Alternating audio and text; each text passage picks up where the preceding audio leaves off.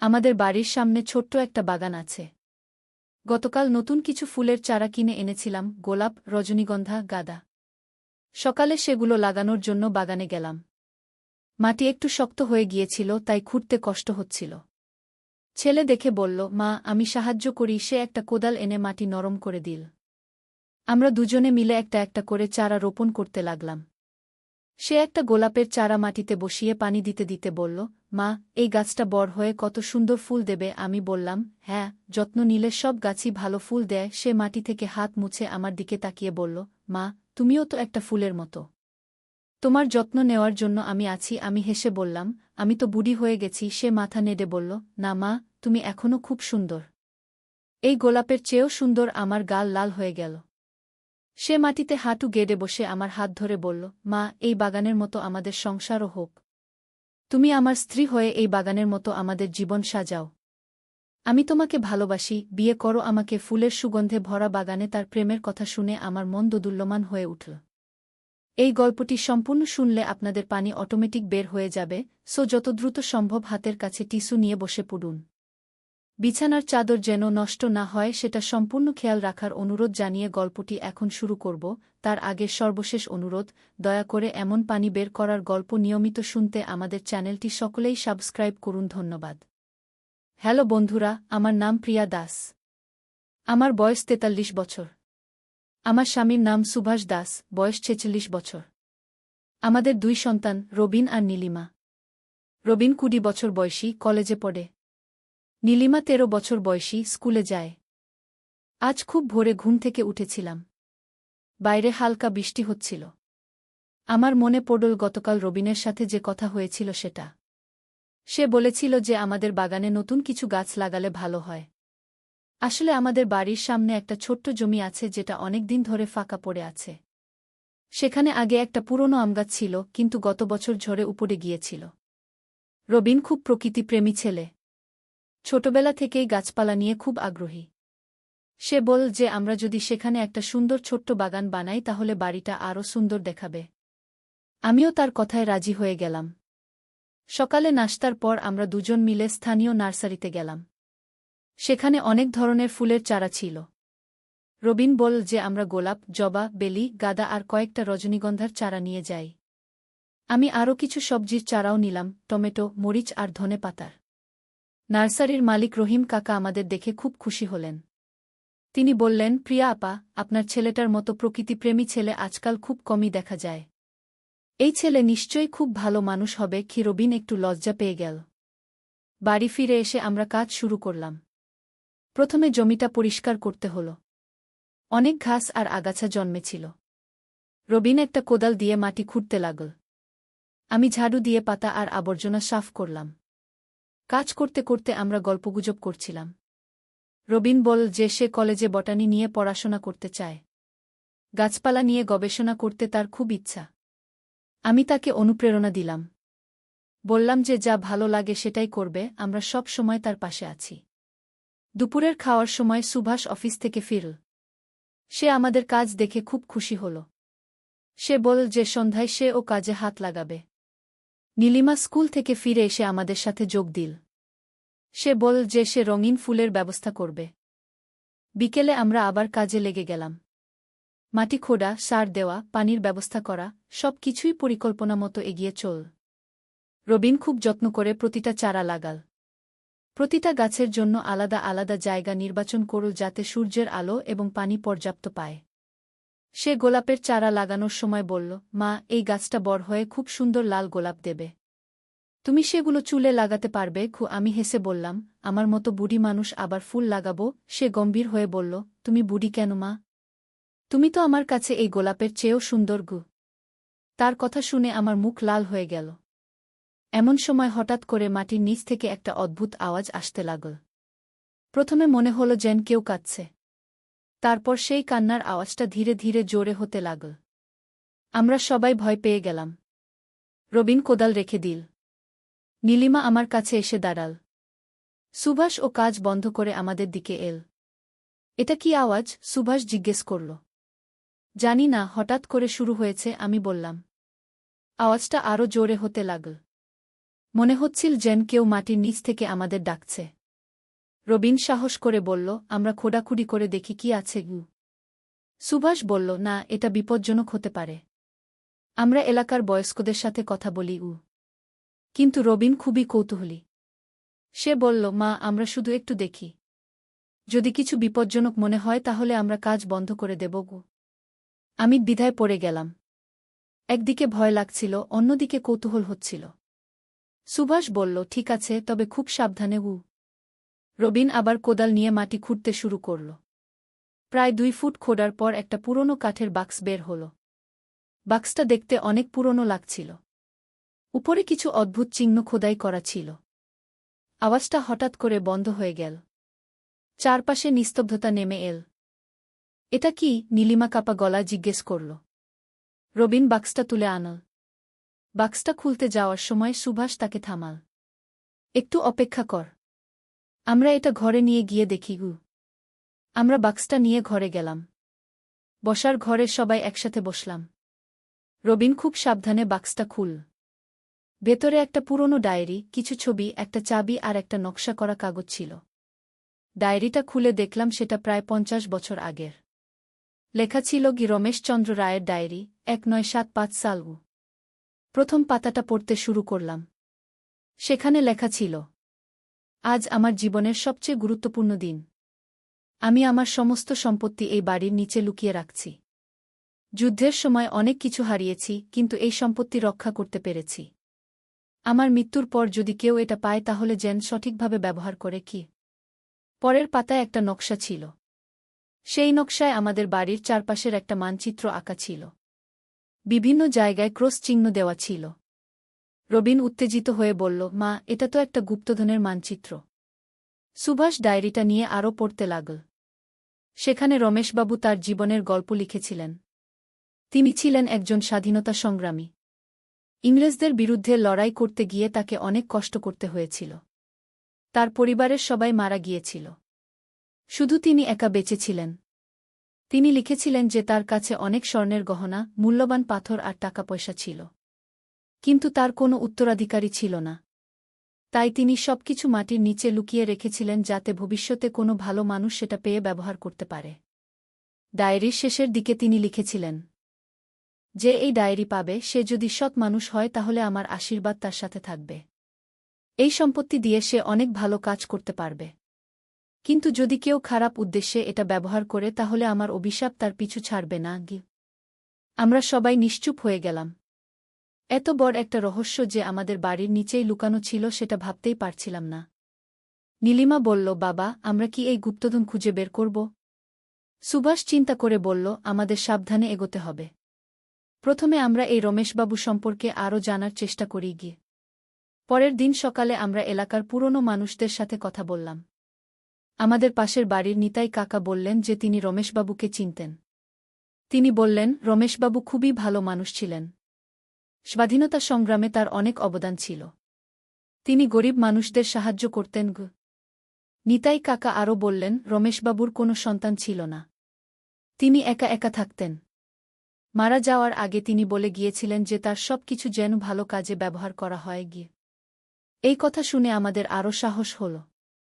আমরা বুঝতে পারলাম যে রমেশবাবু সত্যিই একজন ভালো মানুষ ছিলেন। সেই দিন বিকেলে আমরা আবার খোঁজাখুঁজি শুরু করলাম। ডায়েরিতে দেওয়া নকশা অনুযায়ী আমরা বিভিন্ন জায়গা খোঁড়া শুরু করলাম। প্রথমে বাগানের পূর্ব কোণে খোঁড়া শুরু করলাম। প্রায় 3 ফুট খোঁড়ার পর একটা মাটির পাত্র পেলাম। সেটা খুলে দেখি ভেতরে অনেক স্বর্ণের মুদ্রা। রবিন খুশিতে চিৎকার করে উঠল, মা, আমরা সত্যিই গুপ্তধন পেয়েছি। তারপর আমরা পশ্চিম দিকে খোঁড়া শুরু করলাম। সেখানে একটা ছোট তামার বাক্স পেলাম। ভেতরে রূপার গহনা আর মূল্যবান পাথর ছিল। এভাবে একের পর এক আমরা অনেক মূল্যবান জিনিস পেতে লাগলাম। একটা বট কলসিতে ছিল প্রচুর টাকা। সন্ধ্যার মধ্যে আমাদের পাওয়া সম্পত্তির পরিমাণ দেখে আমরা অবাক হয়ে গেলাম। এত বেশি সম্পত্তি যে আমরা কল্পনাও করতে পারিনি। সুভাষ বলল, এখন আমাদের সিদ্ধান্ত নিতে হবে যে এই সম্পত্তি দিয়ে আমরা কি করব। আমি বললাম, রমেশবাবু যেমন চেয়েছিলেন আমাদের এটা ভালো কাজে ব্যবহার করতে হবে। রবিন বলল, আমরা এই টাকা দিয়ে এলাকার গরিব ছেলে মেয়েদের পড়াশোনার ব্যবস্থা করতে পারি। নীলিমা বলল, আর আমরা একটা ছোট হাসপাতাল বানাতে পারি। আমরা সবাই মিলে পরিকল্পনা করতে লাগলাম। প্রথমে আমরা আমাদের এলাকার দরিদ্র পরিবারগুলোর তালিকা বানালাম। তারপর ঠিক করলাম যে আমরা তাদের সন্তানদের পড়াশোনার খরচ বহন করব। দ্বিতীয়ত, আমরা একটা ছোট স্বাস্থ্য কেন্দ্র বানানোর কথা ভাবলাম যেখানে গরিব মানুষরা বিনামূল্যে চিকিৎসা পেতে পারবে। তৃতীয়ত, আমরা এলাকার মানুষদের জন্য পরিষ্কার পানির ব্যবস্থা করার কথা ভাবলাম। পরের কয়েক সপ্তাহ আমরা এই কাজগুলো শুরু করলাম। প্রথমে এলাকার ২০ জন দরিদ্র ছেলেমেয়ের পড়াশোনার খরচ দিতে শুরু করলাম। তাদের বইখাতা, স্কুলের ফি, ইউনিফর্ম সব কিছুর ব্যবস্থা করলাম। এরপর আমরা একজন ডাক্তারের সাথে কথা বলে একটা ছোট্ট ক্লিনিক খোলার ব্যবস্থা করলাম। সপ্তাহে ৩ দিন ডাক্তার এসে গরিব মানুষদের বিনামূল্যে দেখতেন। পানির ব্যবস্থার জন্য আমরা একটা টিউবওয়েল বসালাম যেটা সবার জন্য উন্মুক্ত। কয়েক মাস পর আমরা দেখতে পেলাম যে আমাদের এলাকায় অনেক পরিবর্তন এসেছে। দরিদ্র ছেলেমেয়েরা নিয়মিত স্কুলে যাচ্ছে। অসুস্থ মানুষরা সহজেই চিকিৎসা পাচ্ছে। পানির জন্য আর কারও কষ্ট হচ্ছে না। এলাকার মানুষরা আমাদের খুব ধন্যবাদ দিতে লাগল। কিন্তু আমরা তাদের বলতাম যে এই কৃতিত্ব আমাদের নয়, এটা রমেশবাবুর দান। একদিন সন্ধ্যায় আমরা বাগানে বসে চা খাচ্ছিলাম। আমাদের লাগানো ফুলগুলো ততদিনে বড় হয়ে গেছে। গোলাপ ফুটেছে, জবা ফুটেছে, রজনীগন্ধার সুগন্ধ চারদিকে ছড়িয়ে আছে। রবিন বলল, মা, আমাদের এই বাগানের মতোই আমাদের জীবনে অনেক সুন্দর পরিবর্তন এসেছে। সুভাষ বলল, রমেশবাবু যে আমাদের উপর ভরসা রেখেছিলেন সেটা আমরা ঠিক রেখেছি। নীলিমা বলল, আমার মনে হয় রমেশ দাদু আমাদের দেখে খুশি হবেন। আমি বললাম, হ্যাঁ, আমাদের এই কাজ দেখে তিনি নিশ্চয়ই খুশি। হঠাৎ করে একটা মৃদু বাতাস এসে আমাদের ছুঁয়ে গেল। মনে হল যেন রমেশবাবু আমাদের আশীর্বাদ করে গেলেন। সেই রাতে আমার স্বপ্ন দেখলাম যে রমেশবাবু আমাদের সামনে এসে হাসছেন। তিনি বললেন, তোমরা আমার সম্পত্তি সঠিক কাজে ব্যবহার করেছ। আমি খুব খুশি। তোমাদের উপর আমার পূর্ণ আশীর্বাদ রইল। স্বপ্ন দেখার পর আমার খুব ভালো লাগছিল। মনে হচ্ছিল যে আমরা সত্যিই সঠিক পথে আছি। পরের দিন সকালে আমরা আবার বাগানে কাজ করতে গেলাম। আমাদের লাগানো গাছগুলো আরও বড় হয়েছে। টমেটো গাছে ছোট ছোট টমেটো ধরেছে। মরিচ গাছেও মরিচ আসতে শুরু করেছে। রবিন বলল, মা, আমাদের এই বাগান দেখে মনে হচ্ছে যেন একটা ছোট্ট স্বর্গ। আমি হেসে বললাম, হ্যাঁ, পরিশ্রম করলে যে কোনো জায়গায় স্বর্গ হয়ে উঠতে পারে। সুভাষ বলল, আমাদের এই অভিজ্ঞতা অন্যদের সাথে ভাগ করে নেওয়া উচিত। আমরা ঠিক করলাম যে আমরা আমাদের এই গল্প এলাকার মানুষদের সাথে শেয়ার করব, যাতে অন্যরাও ভালো কাজে অনুপ্রাণিত হয়। কয়েকদিন পর আমরা এলাকার মানুষদের নিয়ে একটা সভা করলাম। সেই সভায় আমরা রমেশবাবুর গল্প বললাম।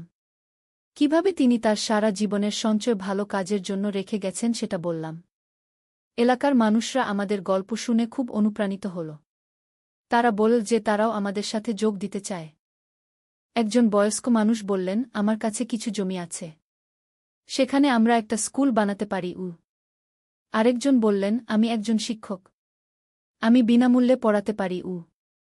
এভাবে একে একে সবাই এগিয়ে এল। আমরা বুঝতে পারলাম যে ভালো কাজ সংক্রামক। একজন শুরু করলে অনেকে যোগ দেয়া। পরের মাসেই আমরা একটা ছোট্ট স্কুল খোলার কাজ শুরু করলাম। রমেশবাবুর দেওয়া টাকা দিয়ে আমরা স্কুলের জন্য জমি কিনলাম এবং একটা ছোট্ট ভবন তৈরি করলাম। স্কুলের নাম দিলাম রমেশচন্দ্র রায় বিনামূল্য পাঠশালা। সেখানে গরিব পরিবারের ছেলেমেয়েরা বিনামূল্যে পড়তে পারে। রবিন বলল যে সে কলেজ শেষ করার পর এই স্কুলে শিক্ষকতা করবে। নীলিমাও বলল যে সে বড় হয়ে গরিব বাচ্চাদের পড়াবে।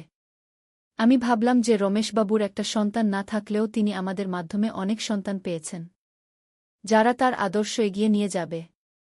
1 বছর পর আমাদের এলাকায় অনেক পরিবর্তন এসেছে। শিক্ষার হার বেড়েছে, স্বাস্থ্যসেবা উন্নত হয়েছে, দারিদ্র্য কমেছে।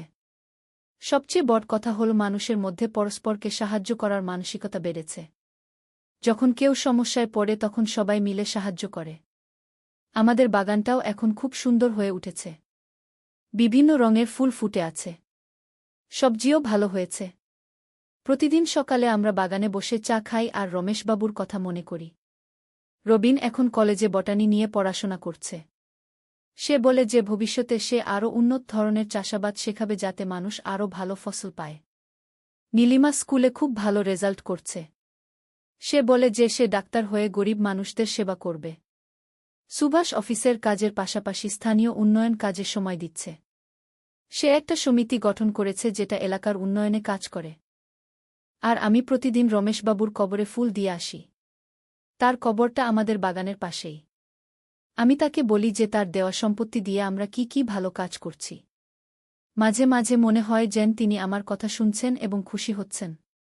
এই গল্পের মাধ্যমে আমি বুঝেছি যে সত্যিকারের সম্পত্তি হল সেই কাজ যা মানুষের উপকারে আসে। রমেশবাবু একা ছিলেন, কিন্তু তার ভালো কাজের মাধ্যমে তিনি অমর হয়ে আছেন। আজও যখন এলাকার কোনো বাচ্চা স্কুলে যায়, কোনো অসুস্থ মানুষ চিকিৎসা পায়, কিংবা কোনো দরিদ্র পরিবার সাহায্য পায়, তখন আমার মনে পড়ে রমেশবাবুর কথা। আমাদের বাগানের ফুলগুলো প্রতিদিন নতুন করে ফোটে। ঠিক তেমনি রমেশবাবুর আদর্শ প্রতিদিন নতুন করে আমাদের মধ্যে ফুটে ওঠে। রবিন এখনও প্রতিদিন আমাকে বলে যে আমি তার কাছে ফুলের মতো সুন্দর। কিন্তু এখন আমি জানি যে সত্যিকারের সৌন্দর্য হল মনের সৌন্দর্য। যে মন অন্যের উপকার করে সেই মনই সবচেয়ে সুন্দর। আমাদের এই ছোট্ট পরিবার এখন আরও বড় হয়েছে। কারণ এলাকার সব মানুষই এখন আমাদের পরিবারের মতো। আমরা সবাই মিলে একসাথে থাকি, একসাথে কাজ করি, একসাথে খুশি হই। রমেশবাবুর দেওয়া সেই গুপ্তধন আমাদের জীবনে শুধু টাকা পয়সাই আনেনি, এনেছে অনেক ভালোবাসা, অনেক সম্মান, অনেক খুশি।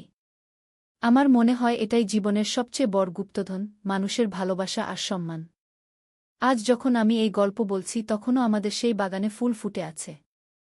রজনীগন্ধার সুগন্ধ এখনও আমাদের ঘরে আসে। আর আমার মনে হয় যেন রমেশবাবুর আশীর্বাদও সেই সুগন্ধের সাথে আমাদের কাছে আসে।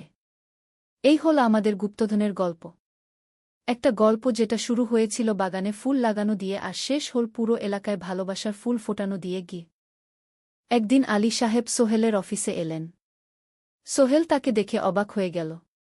স্যার, আপনি এখানে? হ্যাঁ সোহেল, তোমার অফিস একবার দেখতে চাইলাম। খুব সুন্দর হয়েছে গু। আলী সাহেব পুরো অফিস ঘুরে দেখলেন। কর্মচারীদের সাথে কথা বললেন। তারপর সোহেলের রুমে এসে বসলেন। সোহেল, তুমি অনেক দূর এসেছ। মনে আছে 7 বছর আগে তুমি যখন আমার অফিসে প্রথম এসেছিলে চা বানানোর কাজ করতে? হ্যাঁ স্যার, সব মনে আছে ইউ। আমি গর্বিত যে আমি তোমাকে একটা সুযোগ দিয়েছিলাম। আর তুমি সেই সুযোগকে কাজে লাগিয়েছ। জানো সফলতার মূল সূত্র কি? কি স্যার? কঠোর পরিশ্রম, সততা আর হাল না ছাড়া। তোমার মধ্যে এই 3টা গুণই আছে গু। সোহেল চোখে জল নিয়ে বলল, আপনি না থাকলে আজ আমি এখানে পৌঁছাতে পারতাম না স্যার। না সোহেল, আমি শুধু একটা দরজা খুলে দিয়েছিলাম। ভেতরে ঢুকে পথ তৈরি করেছ তুমি নিজে গু। আলী সাহেব চলে যাওয়ার আগে বললেন, আমার একটা বড় প্রজেক্ট আছে। একটা 20 ফ্লোর বিজনেস টাওয়ার। আমি চাই তুমি এই প্রজেক্টে আমার সাথে পার্টনার হও। 50-50। রাজি? সোহেল অবাক হয়ে গেল। এত বড় প্রজেক্ট? স্যার, আমার কি যথেষ্ট সামর্থ্য আছে? আছে। আমি বিশ্বাস করি সোহেল রাজি হয়ে গেল। এটা তার জীবনের সবচেয়ে বড় প্রজেক্ট হবে। 50 অধ্যায়, বড় চ্যালেঞ্জ। 20 ফ্লোর বিজনেস টাওয়ারের কাজ শুরু হল। এটা সোহেলের জীবনের সবচেয়ে বড় চ্যালেঞ্জ। প্রজেক্টের বাজেট প্রায় 10 করোড় টাকা। সোহেলকে 5 করোড় টাকা ইনভেস্ট করতে হবে।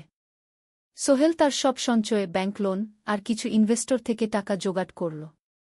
এটা একটা বিশাল ঝুঁকি। যদি প্রজেক্ট ব্যর্থ হয়, সব শেষ। মিনা চিন্তিত ছিল। সোহেল, এত বড় ঝুঁকি নেওয়া ঠিক হবে? মিনা, জীবনে বড় কিছু করতে হলে ঝুঁকি নিতে হয়। আমি এই সুযোগ হাতছাড়া করতে চাই না গিয়ে। কিন্তু যদি কিছু ভুল হয়? ভুল হবে না। আমি আলী সাহেবের সাথে আছি। উনি আমাকে গাইড করবেন। প্রজেক্ট শুরু হল। প্রথম 6 মাস সব ভালোই চলছিল।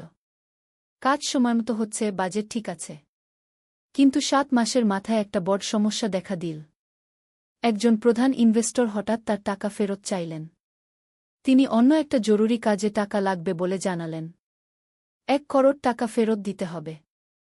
সোহেল বিপদে পড়ে গেল। 1 করোড় টাকা এখন কোথায় পাবে? প্রজেক্টে সব টাকা ঢেলে দিয়েছে। সে আলী সাহেবের সাথে কথা বলল।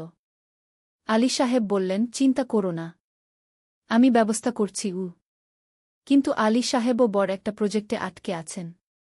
তার হাতে লিকুইড ক্যাশ নেই। সোহেল অন্য ব্যাংক থেকে লোন নেওয়ার চেষ্টা করল।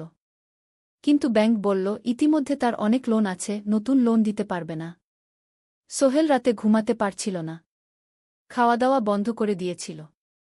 মিনা তাকে দেখে খুব চিন্তিত হয়ে গেল। সোহেল, প্লিজ নিজেকে এভাবে শেষ করে ফেলো না। কোনো একটা রাস্তা বের হবেই কি। কিন্তু সোহেল কোনো রাস্তা দেখতে পাচ্ছিল না।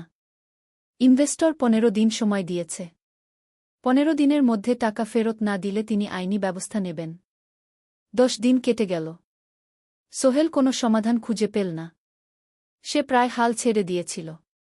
11 দিনের দিন একটা অপ্রত্যাশিত ঘটনা ঘটল। জাহিদ ভাই, সোহেলের পুরনো সহকর্মী, তার অফিসে এলেন। জাহিদ ভাই এখন একটা রিয়েল এস্টেট কোম্পানিতে সিনিয়র ম্যানেজার। সোহেল, আমি তোমার সমস্যার কথা শুনেছি গু। হ্যাঁ ভাই, আমি বিপদে পড়েছি গু। আমি তোমাকে সাহায্য করতে চাই। আমার কিছু সঞ্চয় আছে। 5 লাখ টাকা। তুমি নাও। সোহেল চোখে জল নিয়ে বলল, ভাই আমি কিছু বলার দরকার নেই। তুমি আমাকে অনেক কিছু শিখিয়েছ। তোমার কাছ থেকে পরিশ্রম আর সততা শিখেছি। এখন আমার পালা তোমাকে সাহায্য করার। জাহিদ ভাই চলে যাওয়ার পর আরও দুজন এলো। একজন সোহেলের পুরনো ক্লায়েন্ট, আরেকজন তার কর্মচারী। দুজন মিলে আরও 8 লাখ টাকা দিল। করিম মামা 20 লাখ টাকা ব্যবস্থা করলেন। তার কিছু বন্ধুদের কাছ থেকে ধার করে। মিনা তার সব গয়না বিক্রি করে 10 লাখ টাকা দিল। সবাই মিলে প্রায় 45 লাখ টাকা জোগাড় হল। বাকি 65 লাখ টাকা সোহেল তার অফিসের সব অ্যাসেট বিক্রি করে আর একটা প্রাইভেট ফিন্যান্স কোম্পানি থেকে উচ্চ সুদে লোন নিয়ে ব্যবস্থা করল। ঠিক 14 দিনের দিন সোহেল ইনভেস্টরকে 1 করোড় টাকা ফেরত দিল। ইনভেস্টর টাকা নিয়ে চলে গেলেন। সোহেল তার অফিসে ফিরে এসে চেয়ারে বসে কাঁদল। এত চাপ, এত টেনশন, সব যেন একসাথে বের হয়ে এল। মিনা এসে তাকে জড়িয়ে ধরল। আমরা পেরেছি সোহেল। আমরা পেরেছি গু। ষোড়শ অধ্যায়, পুনরুদ্ধার। এই ঘটনার পর সোহেল আরও সাবধান হয়ে গেল। সে বুঝল ব্যবসায় শুধু সাহস নয়, বুদ্ধিও লাগে। ঝুঁকি নিতে হয়, কিন্তু হিসাব করে। প্রজেক্ট চলতে থাকল। এবার সোহেল আরও সতর্কতার সাথে সবকিছু পরিচালনা করল। প্রতিটা খরচ হিসাব করল, প্রতিটা সিদ্ধান্ত ভেবেচিন্তে নিল। আরও 1 বছর পর 20 ফ্লোর বিজনেস টাওয়ার সম্পন্ন হল। চমৎকার বিল্ডিং। শহরের অন্যতম সুন্দর ভবন। বিল্ডিংয়ের উদ্বোধন অনুষ্ঠানে শহরের মেয়র এলেন। অনেক ব্যবসায়ী, সাংবাদিক এল। সোহেলের নাম পত্রিকা ছাপা হল। স্বপ্নের শহরে এক তরুণ উদ্যোক্তার সফলতার গল্প। প্রজেক্ট থেকে সোহেলের লাভ হল প্রায় 2 করোড় টাকা। এই টাকা দিয়ে সে সব ঋণ শোধ করল। জাহিদ ভাইয়ের টাকা ফেরত দিল। করিম মামার ঋণ শোধ করল। যারা সাহায্য করেছিল সবাইকে টাকা ফেরত দিল। মিনার জন্য নতুন গয়না কিনল। আরও সুন্দর। তার মাকে গ্রামে একটা নতুন পাকা বাড়ি বানিয়ে দিল। মা কাঁদতে কাঁদতে বললেন, তোর বাবা বেঁচে থাকলে কত খুশি হতো। তুই আমার সব স্বপ্ন পূরণ করেছিস গে। সোহেল নিজেদের জন্য একটা ফ্ল্যাট কিনল। 4 রুমের ফ্ল্যাট, সমুদ্রের কাছে। এখন আর ভাড়া বাড়িতে থাকতে হয় না। সপ্তদশ অধ্যায়, প্রতিদান। সোহেল এখন একজন প্রতিষ্ঠিত উদ্যোক্তা। কিন্তু সে তার শেখ ভোলেনি। যে গ্রাম থেকে সে এসেছে, যারা তাকে সাহায্য করেছে, কাউকেই ভোলেনি। সে তার গ্রামে একটা স্কুল বানিয়ে দিল। সোহেল ফাউন্ডেশন স্কুল কো গরিব ছেলেমেয়েরা ফ্রিতে পড়তে পারবে। ভালো শিক্ষক নিযোগ দিল। ভালো পড়াশোনার ব্যবস্থা করল। শহরে একটা ফ্রি মেডিকেল ক্লিনিক খুলল। গরিব মানুষরা ফ্রিতে চিকিৎসা পাবে। প্রতি বছর 10 জন মেধাবী কিন্তু গরিব ছাত্রছাত্রীকে স্কলারশিপ দেওয়া শুরু করল। তারা বিনামূল্যে পড়াশোনা করতে পারবে। একদিন একটা টিভি চ্যানেল সোহেলের ইন্টারভিউ নিতে এল। আপনার সফলতার গোপন সূত্র কি? সোহেল একটু ভেবে বলল, কঠোর পরিশ্রম, সততা আর হাল না ছাড়া। এই 3টা জিনিস যদি কারো মধ্যে থাকে, সে যে কোনো কিছু অর্জন করতে পারে। আর সবচেয়ে বড় কথা, যারা আমাকে সাহায্য করেছে তাদের ছাড়া আমি কিছুই না। একা কেউ সফল হতে পারে না গি। আপনার পরবর্তী স্বপ্ন কি?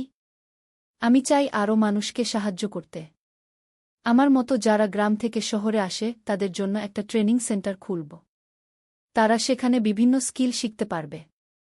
চাকরি পাবে। নিজের পায়ে দাঁড়াতে পারবে গু।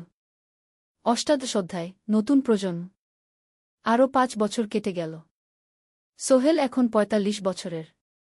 তার মেয়ে সারা এখন ৯ বছরের। স্কুলে ক্লাস 4-এ পড়ে। খুব মেধাবী মেয়ে। একদিন সারা বাবাকে জিজ্ঞেস করল, বাবা, তুমি কিভাবে এত বড় হলে? আমার বন্ধুরা বলে তুমি একজন সফল মানুষ গো। সোহেল তাকে কোলে নিয়ে বসল। বাবা, তুমি জানো তোমার দাদু ছিলেন একজন স্কুল শিক্ষক। খুব সৎ মানুষ। কিন্তু আমরা গরিব ছিলাম। আমি রিকশা চালাতাম গো। রিকশা? সত্যি? হ্যাঁ। তারপর আমি এই শহরে এলাম। অনেক কষ্ট করেছি। কিন্তু হাল ছাড়িনি। মানুষ আমাকে সাহায্য করেছে। আর আমি কঠোর পরিশ্রম করেছি। বাবা, আমিও কি তোমার মতো হতে পারব? অবশ্যই পারবে বাবা। তবে মনে রেখো, সফলতা মানে শুধু টাকা পয়সা না। সফলতা মানে ভালো মানুষ হওয়া। অন্যদের সাহায্য করা। সৎ থাকা। সারা মাথা নাড়ল। আমি ভালো মানুষ হব বাবাবু। সোহেল তার মেয়েকে জড়িয়ে ধরল। মনে মনে ভাবল তার জীবনের সব কষ্ট সার্থক হয়েছে। মিনা রান্নাঘর থেকে ডাকল, খাবার তৈরি। এসো। সোহেল সারাকে নিয়ে ডাইনিং টেবিলে গেল। ঋতু এসেছে। সে এখন বিয়ে করেছে, তার একটা ছেলে হয়েছে। সোহেলের মা মাঝে মাঝে চট্টগ্রামে বেড়াতে আসেন। আজও এসেছেন। সবাই মিলে খেতে বসল। হাসিগল্পে ভরা পরিবার। সোহেল তাকাল তার মায়ের দিকে, মিনার দিকে, সারার দিকে, ঋতুর দিকে। মনে হল জীবনে আর কি চাই? খাওয়া শেষে সবাই বসে রইল। গল্প করছিল। হঠাৎ সোহেলের ফোন বাজল। অফিস থেকে। একটা জরুরি বিষয়। সোহেল ফোন রেখে দিয়ে মিনাকে বলল, একটা নতুন প্রজেক্টের প্রস্তাব এসেছে। একটা এতিমখানা বানানোর কাজ। সরকারি প্রজেক্ট। তুমি নেবে? অবশ্যই। এটা আমার স্বপ্নের প্রজেক্ট। যেসব বাচ্চাদের বাবা মা নেই তাদের জন্য একটা সুন্দর জায়গা। মিনা হাসল। তুমি কখনো বদলাও না। এখনো অন্যদের কথা ভাবো। এটাই তো জীবন মিনা। শুধু নিজের জন্য বাঁচলে কি হবে? ঊনবিংশ অধ্যায়, উত্তরাধিকার। 10 বছর আরও কেটে গেল। সোহেল এখন 55 বছরের। তার চুলে পাক ধরেছে। কিন্তু শক্তি এখনো আগের মতোই। সারা এখন 19 বছরের। সে বিশ্ববিদ্যালয়ে ইঞ্জিনিয়ারিং পড়ছে। সে চায় বাবার মতো কনস্ট্রাকশন ইন্ডাস্ট্রিতে কাজ করতে। একদিন সারা বাবাকে বলল, বাবা, আমি তোমার কোম্পানিতে কাজ করতে চাই। এখনও তো তোর পড়াশোনা বাকি। জানি। কিন্তু আমি এখন থেকেই শিখতে চাই। ছুটির দিনে তোমার সাথে সাইটে যেতে চাই। দেখতে চাই কিভাবে কাজ হয়। সোহেল খুশি হয়ে গেল। তার মেয়ে তার পথ অনুসরণ করতে চায়। ঠিক আছে। কিন্তু শর্ত হল, তোকে সবকিছু নিজ থেকে শিখতে হবে। কোনো স্পেশাল ট্রিটমেন্ট পাবি না। আমি তো তাই চাই বাবাগু। সারা তার বাবার সাথে কাজ শিখতে শুরু করল। সে দেখল কিভাবে শ্রমিকরা কাজ করে, কিভাবে ম্যাটেরিয়াল বাছাই করতে হয়, কিভাবে একটা প্রজেক্ট ম্যানেজ করতে হয়। সোহেল তাকে কোনো সহজ পথ দিল না। সারাকেও সবার মতো কষ্ট করতে হল। সাইটে রোদে দাঁড়িয়ে থাকতে হল। শ্রমিকদের সাথে কথা বলতে হল। কিন্তু সারা হাল ছাড়ল না। সে তার বাবার মেয়ে। পরিশ্রম করতে জানে। 3 বছর পর সারা গ্রাজুয়েট হল। সে সোহেলের কোম্পানিতে জুনিয়র প্রজেক্ট ম্যানেজার হিসেবে যোগ দিল। সোহেল ধীরে ধীরে সারাকে বড় দায়িত্ব দিতে শুরু করল। সারা তার বাবার মতোই সৎ, পরিশ্রমী। 20 অধ্যায়, সমাপ্তি নয়, নতুন শুরু। আরও 5 বছর পর।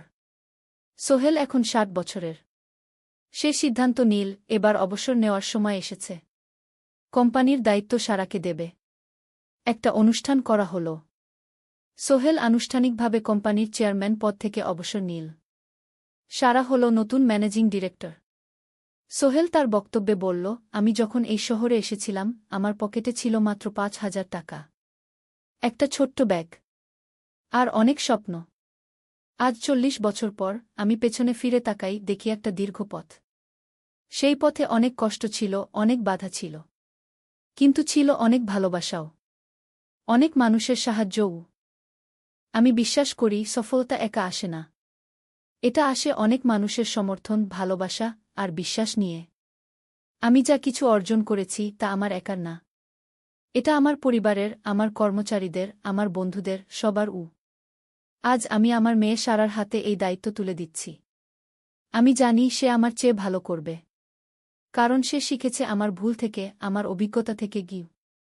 অনুষ্ঠান শেষ হল। সবাই চলে গেল। সোহেল আর মিনা অফিসে একা দাঁড়িয়ে রইল। মিনা, মনে আছে আমরা প্রথম কখন দেখা হয়েছিলাম? হ্যাঁ, তোমার সেই ছোট্ট মুদি দোকানে। তুমি বিস্কুট কিনতে এসেছিলে। কে ভেবেছিল সেই দিন থেকে আমাদের এই পর্যস্বপ্নের শহর? প্রথম অধ্যায়, যাত্রা শুরু। সকাল 7টা বেজে গেছে। ঢাকার কমলাপুর রেলস্টেশনে মানুষের ভিড়। চারদিকে চা বিস্কুট বিক্রেতাদের চিৎকার, ট্রেনের হর্ন আর যাত্রীদের কোলাহল।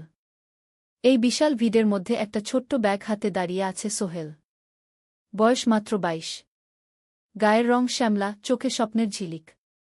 ভাইজা, চট্টগ্রামের টিকিট আছে? সোহেল টিকিট কাউন্টারের সামনে দাঁড়িয়ে জিজ্ঞেস করল। আছে। ৩০ টাকা। কাউন্টারের লোকটা উত্তর দিল। সোহেল তার পকেট থেকে টাকা বের করল। মোট ৫,০০০ টাকা। এই টাকা সে জমিয়েছে গত ৩ বছরে রিকশা চালিয়ে। তার স্বপ্ন ছিল চট্টগ্রাম গিয়ে একটা ভালো চাকরি পাওয়া। গ্রামে আর থাকতে চায় না সে। বাবা মারা গেছেন ১০ বছর আগে। মা আর ছোট বোন ঋতুকে নিয়ে সংসার চালাচ্ছিল রিকশা চালিয়ে। কিন্তু এভাবে তো আর সারা জীবন চলবে না। টিকিট কেটে সোহেল প্ল্যাটফর্মে এলো। ট্রেন ছাড়বে আর মাত্র ১৫ মিনিট পরে।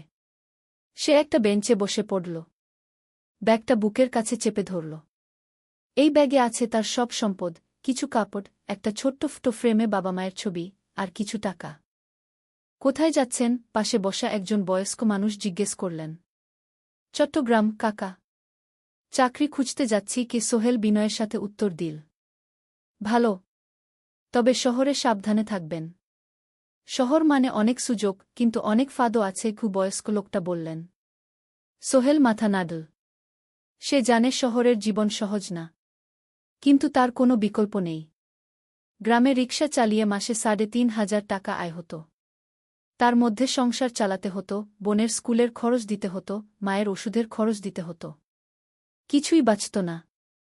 আর এই জীবন থেকে বেরোনোর একটাই পথ, শহরে গিয়ে ভালো কাজ খুঁজে নেওয়া। সোহেল মনে মনে ভাবল তার বাবার কথা।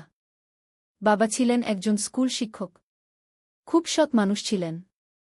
সবসময় বলতেন, সোহেল, তুই লেখাপড়া শিখে বড় মানুষ হবি। আমাদের পরিবারে আর কেউ বড় চাকরি করেনি। তুই করবি। কিন্তু বাবা যখন মারা গেলেন তখন সোহেল মাত্র এসএসসি পরীক্ষা দিয়েছে। ফলাফল ভালো হয়েছিল, জিপিএ অর্ধচতু। কিন্তু বাবার মৃত্যুর পর আর পড়া হল না। পরিবারের দায়িত্ব নিতে হল। ট্রেন ছাড়ল। সোহেল জানালার পাশে বসে বাইরে তাকাল। ধানক্ষেত, নদী, ছোট ছোট গ্রাম, সব পেছনে ফেলে ট্রেন এগিয়ে চল। সোহেলের মনে হল সে যেন তার পুরনো জীবনটাকেও পেছনে ফেলে আসছে। ট্রেনে একজন হকার এসে চা বিক্রি করছিল। সোহেল একটা চা কিনল। ১০ টাকা। চা খেতে খেতে সে ভাবছিল, চট্টগ্রাম পৌঁছে কি হবে? করিম মামা তাকে সাহায্য করবেন তো? চাকরি পাওয়া যাবে তো? করিম মামা আসলে সোহেলের খুব দূর সম্পর্কের মামা। সোহেলের দাদির বোনের ছেলে। অনেক বছর আগে গ্রাম ছেড়ে চট্টগ্রামে চলে গিয়েছিলেন। সেখানে একটা কনস্ট্রাকশন কোম্পানিতে কাজ করেন। বছরে একবার দুবার গ্রামে আসতেন। গত বছর যখন এসেছিলেন তখন সোহেলের মাকে বলেছিলেন, সোহেলকে চট্টগ্রাম পাঠান। আমি একটা কাজের ব্যবস্থা করে দেব। সেই কথাতেই ভরসা করে সোহেল আজ এই যাত্রা। দ্বিতীয় অধ্যায়, নতুন শহর। চট্টগ্রাম পৌঁছাতে প্রায় ৬ ঘণ্টা লেগে গেল। দুপুর ১টা বাজে। সোহেল স্টেশন থেকে বের হয়ে শহরের রাস্তায় দাঁড়াল। কি বিশাল শহর! এত গাড়ি, এত মানুষ। চারদিকে উঁচু উঁচু বিল্ডিং, দোকানপাট, মানুষের ভিড়। সোহেল কিছুক্ষণ দাঁড়িয়ে থাকল সব কিছু দেখতে দেখতে। তার মনে হচ্ছিল সে যেন অন্য কোনো পৃথিবীতে এসে পড়েছে। তার পকেটে একটা ছোট্ট কাগজ আছে। সেখানে লেখা একটা ঠিকানা, করিম মিয়া, বাড়ি নং ২৩, রোড নং ৫, আগ্রাবাদ, চট্টগ্রামকে। সোহেল একটা রিকশা ডাকল। কত নেবেন আগ্রাবাদ যেতে? ৫০ টাকা। সোহেল রিকশায় উঠল। রাস্তার দুধারে দোকান, মার্কেট, অফিস, সব কিছু দেখতে দেখতে সে অবাক হয়ে গেল। এত বড় শহর! এত কিছু! গ্রামের সেই ছোট্ট বাজারের সাথে কোনো তুলনাই হয় না। প্রায় আধা ঘণ্টা পর রিকশা একটা পুরনো বাড়ির সামনে থামল। 3 তলা বাড়ি, কিন্তু রং উঠে গেছে। সিঁড়ি দিয়ে উঠে 3য় তলায় করিম মামার ফ্ল্যাটে নক করল। দরজা খুলল এক মধ্যবয়সী মহিলা। কে? আসসালামু আলাইকুম আপা। আমি সোহেল। নোয়াখালীর গ্রাম থেকে এসেছি। করিম মামা বাড়িতে আছেন? মহিলা তাকে মাথা থেকে পা পর্যন্ত দেখল। করিম তো অফিসে গেছে। তুমি কে? কোথা থেকে এসেছ? সোহেল সব খুলে বলল। মহিলা তাকে ভেতরে ঢুকতে দিল। বসো। করিম সন্ধ্যায় ফিরবে গু।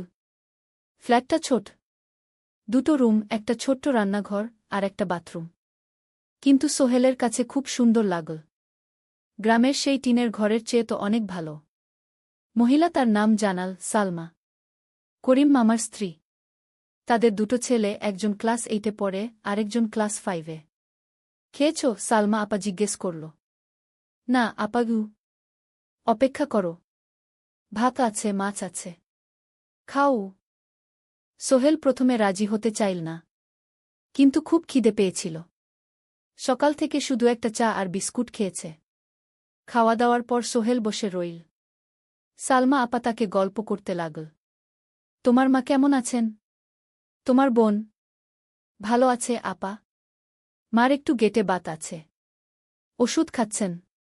বোন স্কুলে পড়ে কু। তুমি কি করতে চাও এখানে? চাকরি খুঁজছি আপা। যে কোনো কাজ করব। বাসায় মা আর বোনকে টাকা পাঠাতে হবে। সালমা আপা মাথা নাড়ল। করিম তোমার জন্য কিছু একটা করবে। সে ভালো মানুষ গ। সারাদিন অপেক্ষা করু সোহেল। সন্ধ্যা 6টায় করিম মামা ফিরলেন। 50-এর কাছাকাছি বয়স, কালো রঙের প্যান্ট শার্ট পরা, হাতে একটা ব্যাগ। আরে সোহেল, কবে এলি? করিম মামা খুশি হয়ে বললেন। আজ সকালে মামা গু। করিম মামা তাকে জড়িয়ে ধরলেন। অনেকদিন পর দেখলাম। কেমন আছিস? ভালো আছি মামা গি। ভালো করেছিস এসে। এখানে অনেক সুযোগ আছে। তোর জন্য একটা কাজের ব্যবস্থা করে দেব। তবে প্রথমে কয়েকদিন এখানে থাক। শহরটা একটু চিনে নে। তারপর কাজে যোগ দিবি।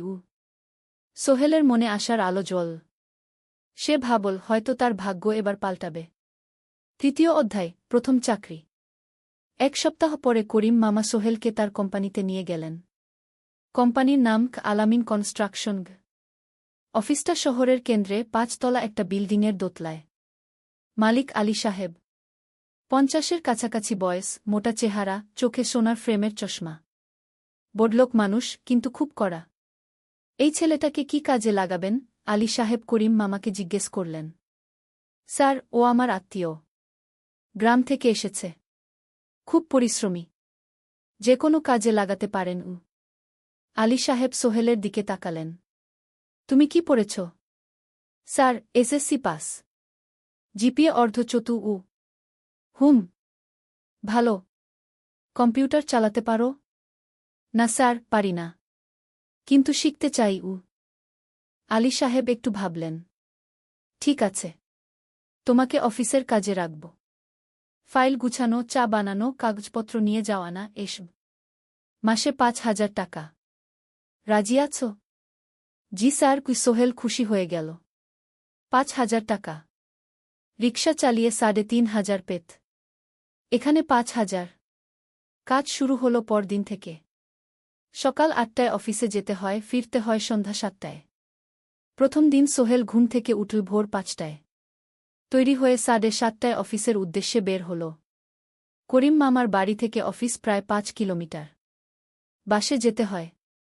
অফিসে পৌঁছে সোহেল দেখল সেই প্রথম আলী সাহেব এখনো আসেননি। অফিস খোলা ছিল না। 8-10 মিনিট পর একজন লোক এসে অফিস খুল। তুমি নতুন? জি। আমি সোহেল গু।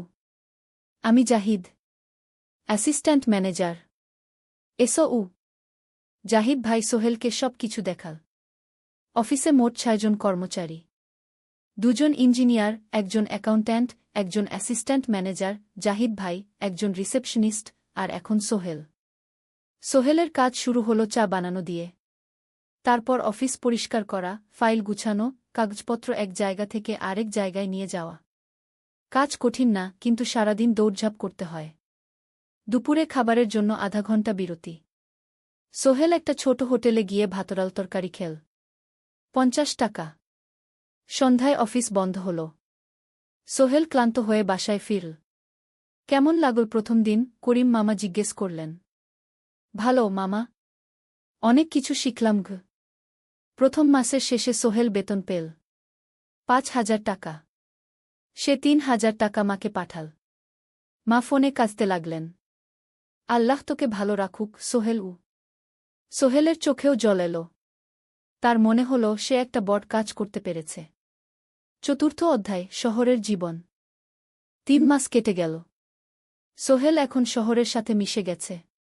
প্রতিদিন অফিসে যাওয়া আসার পথে সে দেখে হাজারো মানুষের জীবন। কেউ সফল, কেউ ব্যর্থ, কিন্তু সবাই চলছে নিজের পথে। সোহেল অফিসের কাজের পাশাপাশি কম্পিউটার শেখার চেষ্টা করছে। অফিসে একটা কম্পিউটার আছে। যখন কেউ ব্যবহার করে না, তখন সোহেল একটু একটু শিখার চেষ্টা করে। জাহিদ ভাই তাকে সাহায্য করেন।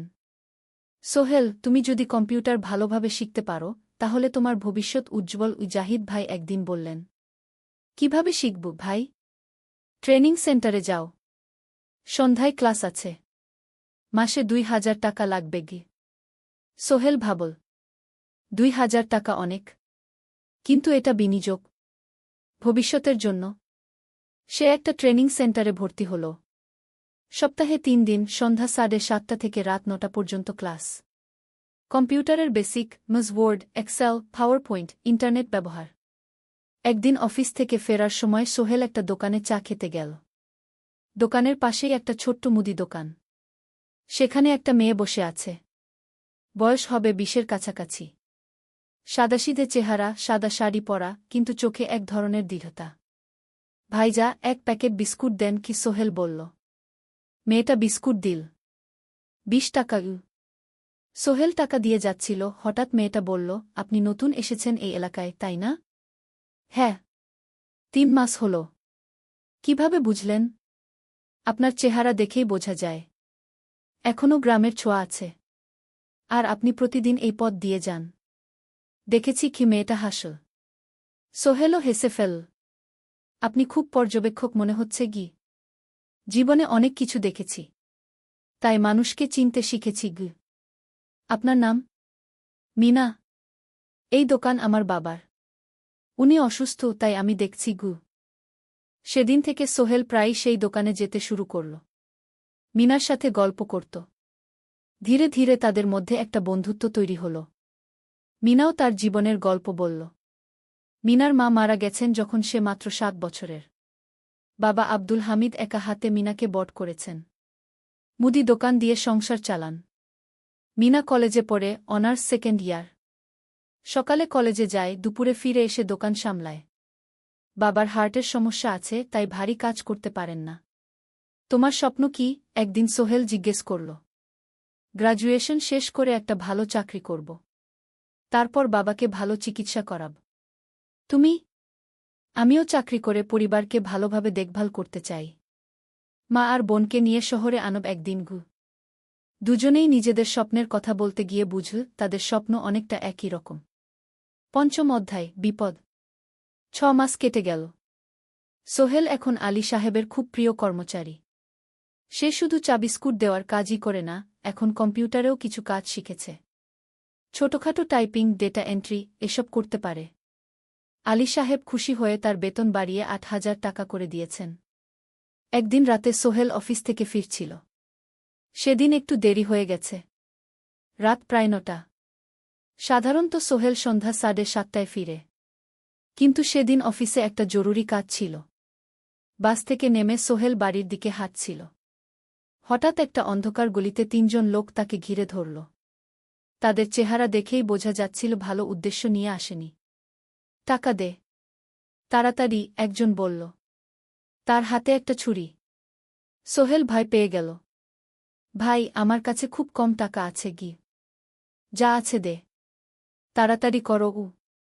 সোহেল কাঁপতে কাঁপতে তার পকেট থেকে 5 টাকা বের করে দিল। এই টাকা দিয়ে সে বাজার করবে ভেবেছিল। কিন্তু ছিনতাইকারীরা সন্তুষ্ট হল না। শুধু 5 টাকা। তোর ব্যাগে কি আছে? তারা সোহেলের ব্যাগ কেড়ে নিল। ব্যাগে ছিল তার মোবাইল, কম্পিউটার ট্রেনিং সেন্টারের সার্টিফিকেট আর কিছু গুরুত্বপূর্ণ কাগজপত্র। না ভাই, ব্যাগটা ফেরত দেন। ওতে আমার জরুরি জিনিস আছে। মোবাইল নিয়ে নেন, কিন্তু ব্যাগটা দেন গু। কিন্তু ওরা শুনল না। একজন সোহেলকে জোরে ধাক্কা দিল। সোহেল পড়ে গেল। মাথা রাস্তার কংক্রিটে ধাক্কা লেগে গেল। রক্ত বের হল। তিনজন দৌড়ে পালিয়ে গেল। কিছুক্ষণ সোহেল অজ্ঞান হয়ে পড়ে রইল। তারপর ধীরে ধীরে জ্ঞান ফিরল। মাথায় প্রচণ্ড ব্যথা। সে উঠে দাঁড়ানোর চেষ্টা করল, কিন্তু মাথা ঘুরছিল। কোনোমতে একটা দেয়াল ধরে দাঁড়াল। একজন পথচারী তাকে দেখে থামল। কি হয়েছে ভাই? ছিনতাই হয়েছে কি? এসো, আমি তোমাকে হাসপাতালে নিয়ে যাই। কিন্তু সোহেল রাজি হল না। না, ঠিক আছি, বাড়ি যেতে পারব। সে কোনোমতে করিম মামার বাড়িতে পৌঁছাল। দরজা খুলেই সালমা আপা চিৎকার করে উঠলেন। ও আল্লাহ! কি হয়েছে? করিম মামা দৌড়ে এলেন। সোহেলকে ভেতরে নিয়ে গেলেন। তার মাথায় জল ঢেলে রক্ত পরিষ্কার করলেন। ক্ষতটা বেশ গভীর। হাসপাতালে যেতে হবে কি? করিম মামা বললেন। তারা একটা অটোরিকশা নিয়ে নিকটস্থ হাসপাতালে গেলেন। ডাক্তার সোহেলের মাথায় 3টা সেলাই দিলেন। বলল, 1 সপ্তাহ বিশ্রাম নিতে হবে। কোনো ভারী কাজ করা যাবে না। হাসপাতাল থেকে ফিরে সোহেল শুয়ে রইল। তার মনে হচ্ছিল সবকিছু শেষ হয়ে গেছে। মোবাইল চলে গেছে, গুরুত্বপূর্ণ কাগজপত্র চলে গেছে। এখন 1 সপ্তাহ অফিস করতে পারবে না। পরদিন সকালে করিম মামা আলী সাহেবকে ফোন করে সব জানালেন। আলী সাহেব বললেন, ঠিক আছে, সোহেল ভালো হয়ে এলে আসবে, চিন্তার কিছু নেই গি। মিনা যখন এই খবর শুনল, সে সন্ধ্যায় সোহেলকে দেখতে এল করিম মামার বাড়িতে। সাথে এনেছিল কিছু ফল। কি হয়েছিল? মিনা চিন্তিত গলায় জিজ্ঞেস করল। সোহেল সব বলল। মিনা রেগে গেল। এই শহরে এখন অনেক অপরাধ বেড়ে গেছে। পুলিশ কিছু করে না। তুমি পুলিশে রিপোর্ট করেছ? না। লাভ নেই। তবুও করা উচিত। তোমার মোবাইলটা হয়তো খুঁজে পাওয়া যাবে গি। করিম মামা সোহেলকে নিয়ে পুলিশ স্টেশনে গেলেন। জেনারেল ডায়েরি করলেন। কিন্তু পুলিশ খুব একটা আশা দিল না। দেখি কিছু করা যায় কিনা গু। সোহেল বুঝল মোবাইল আর ফিরবে না। সেই 1 সপ্তাহ সোহেলের জীবনের সবচেয়ে কঠিন সময় ছিল। সে শুধু শারীরিকভাবেই ক্ষতিগ্রস্ত হয়নি, মানসিকভাবেও ভেঙে পড়েছিল। প্রতিরাতে দুঃস্বপ্ন দেখত। সেই 3জন ছিনতাইকারীর মুখ ভুলতে পারছিল না। মিনা প্রায় প্রতিদিন আসত। তাকে সাহস দিত। তুমি হাল ছেড়ো না সোহেল। জীবনে এরকম খারাপ সময় আসে। কিন্তু এটা কাটিয়ে ওঠাই হলো আসল বীরত্ব। সোহেলের মা গ্রাম থেকে ফোন করতেন। করিম মামার মোবাইল থেকে। তুই ভালো আছিস তো? সোহেল মাকে সব সত্যি বলেনি। শুধু বলেছে, হ্যাঁ মা, ভালো আছি। একটু জ্বর হয়েছিল। এখন ভালো। 1 সপ্তাহ পর সোহেল আবার অফিসে গেল। আলী সাহেব তাকে দেখে খুশি হলেন। কেমন আছো? ভালো আছি স্যার। ঠিক আছে, তবে প্রথম কয়েকদিন হালকা কাজ করবে গু। সোহেল আবার কাজে মন দিল। কিন্তু একটা জিনিস তাকে খুব কষ্ট দিচ্ছিল, তার মোবাইল নেই। মায়ের সাথে কথা বলতে পারছে না নিয়মিত। করিম মামার মোবাইল চাইতে সংকোচ লাগে। একদিন জাহিদ ভাই তাকে ডাকলেন। সোহেল, আমার একটা পুরনো মোবাইল আছে, তুমি ব্যবহার করো? না ভাই, আমি নাও, আমার কাজে লাগছে না, তুমি রাখো গু। সোহেল কৃতজ্ঞতায় প্রায় কেঁদে ফেল। ধন্যবাদ ভাই। মোবাইল পেয়ে সোহেল প্রথমেই মাকে ফোন করল। মা খুব খুশি হলেন। এতদিন ফোন করিসনি কেন? মা, মোবাইলটা নষ্ট হয়ে গিয়েছিল, নতুন নিয়েছি। মায়ের গলায় স্বস্তি ফুটে উঠল। 6ষ্ঠ অধ্যায়, নতুন সুযোগ। আরও 3 মাস কেটে গেল। সোহেল পুরোপুরি সুস্থ হয়ে গেছে। তার জীবন আবার স্বাভাবিক হয়ে এসেছে। সে এখন কম্পিউটার ট্রেনিং শেষ করেছে, সার্টিফিকেট পেয়েছে। কিন্তু একটা ঘটনা তার জীবনে বড় পরিবর্তন নিয়ে এলো। একদিন সকালে আলী সাহেব তাকে ডাকলেন। সোহেল, বসো। সোহেল বসল। মনে একটু ভয় লাগছিল। আলী সাহেব কি তাকে বকবেন? সোহেল, তুমি তো এখন কম্পিউটার চালাতে পারো? জি স্যার, একটু একটু শিখেছি। ভালো। আমি তোমার কাজ দেখছি। তুমি খুব পরিশ্রমী আর সৎ। আমাদের কোম্পানিতে এরকম মানুষের দরকার। সোহেল কিছু বুঝতে পারছিল না। আমি তোমাকে একটা সুযোগ দিতে চাই। আমাদের কোম্পানি একটা ট্রেনিং প্রোগ্রাম চালু করছে নতুন কর্মচারীদের জন্য। 6 মাসের কোর্স। কম্পিউটার অ্যাকাউন্টিং, ভবন নির্মাণের হিসাব নিকাশ, প্রজেক্ট ম্যানেজমেন্ট সব শিখবে। কোম্পানি সব খরচ দেবে। ট্রেনিংয়ের সময় তোমার বেতনও চলবে। রাজি আছো? সোহেল বিশ্বাস করতে পারছিল না। স্যার, সত্যি? আমাকে এত বড় সুযোগ দিচ্ছেন? হ্যাঁ। তুমি ভালো ছেলে, পরিশ্রমী। আমি তোমাকে এগিয়ে দিতে চাই। ভবিষ্যতে তুমি এই কোম্পানির একজন গুরুত্বপূর্ণ কর্মচারী হবে। সোহেল কৃতজ্ঞতায় প্রায় কেঁদে ফেল। ধন্যবাদ স্যার। আমি কঠোর পরিশ্রম করব। আমি জানি। সেদিন সন্ধ্যায় সোহেল মিনার দোকানে গেল। মিনাকে খবরটা দিল। মিনা খুব খুশি হল। তার চোখে জল এসে গেল। তুমি পারবে সোহেল। আমি জানি। সোহেল তার মা আর বোনকেও ফোন করে খবরটা দিল। মা কাঁদতে লাগলেন। তোর বাবা বেঁচে থাকলে কত খুশি হতো। ট্রেনিং শুরু হলো পরের মাস থেকে। প্রতিদিন সকালে 3 ঘন্টা ক্লাস, তারপর বাকি সময় অফিসের কাজ। ক্লাসে 5 জন নতুন কর্মচারী। সবাই তরুণ, উৎসাহী। শিক্ষক ছিলেন একজন অভিজ্ঞ ইঞ্জিনিয়ার। নাম রহিম স্যার। তিনি খুব ভালোভাবে সব কিছু বুঝাতেন। কম্পিউটার অ্যাকাউন্টিং, এক্সেলে জটিল ক্যালকুলেশন, প্রজেক্টের বাজেট তৈরি, সময় ব্যবস্থাপনা সব। সোহেল পুরো মনোযোগ দিয়ে শিখতে লাগল। সন্ধ্যায় বাড়ি ফিরে প্র্যাকটিস করত। করিম মামার ছেলের কাছ থেকে একটা ল্যাপটপ ধার নিত কখনো কখনো। 6 মাস পরে ট্রেনিং শেষ হল। সবাই সার্টিফিকেট পেল। আলী সাহেব একটা অনুষ্ঠান করলেন। সোহেল সেরা পারফর্মার হিসেবে একটা বিশেষ পুরস্কার পেল, 5,000 টাকা বোনাস। আলী সাহেব ঘোষণা করলেন, সোহেল, আজ থেকে তুমি আমাদের জুনিয়র অ্যাকাউন্ট অ্যাসিস্ট্যান্ট। তোমার বেতন 15,000 টাকা। সোহেল অবাক হয়ে গেল। 8,000 থেকে 15,000, প্রায় দ্বিগুণ। সেদিন রাতে সোহেল ঘুমাতেই পারল না। খুশিতে, উত্তেজনায় তার চোখে ঘুম নেই। সে ভাবল তার জীবন কিভাবে বদলে যাচ্ছে। 2 বছর আগে যে রিকশা চালাত, আজ সে একটা নামকরা কোম্পানির অ্যাকাউন্ট অ্যাসিস্ট্যান্ট। 7ম অধ্যায়, প্রেম ও প্রস্তাব। 1.5 বছর হয়ে গেল সোহেলের চট্টগ্রাম আসার। সে এখন একজন সফল যুবক। তার মা গ্রামে খুব খুশি। প্রতি মাসে সোহেল 10,000 টাকা পাঠায়। ছোট বোন ঋতু এখন কলেজে ভর্তি হয়েছে সোহেলের পাঠানো টাকায়। মায়ের চিকিৎসাও ভালোভাবে হচ্ছে। মিনার সাথে সোহেলের সম্পর্ক এখন আর শুধু বন্ধুত্ব নয়। দুজন দুজনকে ভালোবাসে। কিন্তু কেউ কাউকে সরাসরি বলার সাহস পায়নি। প্রতিদিন দেখা হয়, গল্প হয়, কিন্তু সেই একটা কথা বলা হয়ে ওঠে না। একদিন শুক্রবার ছুটির দিন। সোহেল মিনাকে বলল, আজ কি একটু ঘুরতে যাবে? কোথায়? পতেঙ্গা বিচ। তুমি কি কখনো গেছ? না। কিন্তু আমার দোকান। শুক্রবার। তোমার বাবা সামলাবে। মিনা রাজি হয়ে গেল। দুপুরে দুজনে বাস নিয়ে পতেঙ্গা গেল। সমুদ্র দেখে মিনা অবাক হয়ে গেল। কি সুন্দর। দুজনে বালিতে বসল। ঢেউয়ের শব্দ শুনতে শুনতে গল্প করছিল। হঠাৎ সোহেল বলল, মিনা, তোমার সাথে কিছু বলার ছিল। বলো। সোহেল একটা লম্বা শ্বাস নিল। তুমি জানো, আমি তোমাকে ভালোবাসি। মিনা হাসল। তার চোখ ভিজে গেল। জানি। আমিও তোমাকে ভালোবাসি সোহেল। সোহেল অবাক হয়ে গেল। সত্যি? হ্যাঁ। অনেকদিন ধরেই জানি। তুমি আমার জীবনে এসে সব কিছু বদলে দিয়েছ।